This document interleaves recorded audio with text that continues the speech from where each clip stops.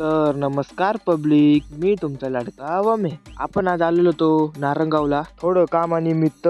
त्यात आपला भाऊ म्हणला आपल्याला आज व्लॉग मध्ये घे. मग काय काम झालं का आपण निघालो घरी. नंतर आपल्या वमे म्हणला चल आता आपण जाऊ महादेवाला.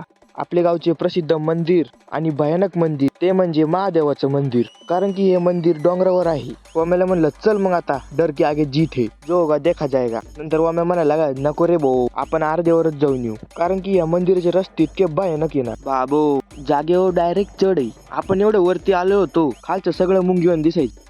आपण अर्धा रस्त्यापर्यंत आलतो, पण इथं बिबट्याचं पण भेव राहतं. म्हणून त्याला म्हणलं लवकर चल, आपला रस्ता पण एवढा स्वच्छ आहे ना भाऊ, एखादं त्या पानावरून सटकून पडायला बसलं. खाली आलो आणि एका जागी थांबलो, तेवढं आपला वम्या काय म्हणतो ते पा. तर मित्रांनो, हीच ती जागा इथून बस पलटी झालेली गिरवली गावातील आयुका केंद्र इथे. तर मित्रांनो, ही खरी घटना आहे. पोरांची सहल चालली होती, इथंच खालच्या साईडला पलटी झाली. महादेवाची कृपा होती म्हणून पोरांना काहीच नाही झालं. बस मधले सगळे सुखरूप राहिले आणि आपला काय इथं फोनचा तडाखा चालूच होता. मग काय मित्रांनो, आपण आलो खाली. वम्या म्हणला चल माझ्या मित्राच्या घरी. वम्याचा मित्र घरीच नव्हता, रस्त्यात दुसरा मित्र भेटला. त्यासोबत बोलत गेलो भाऊ गावात गेलो. काय तुम्ही बघू शकता किती भारी गाव आहे आपलं.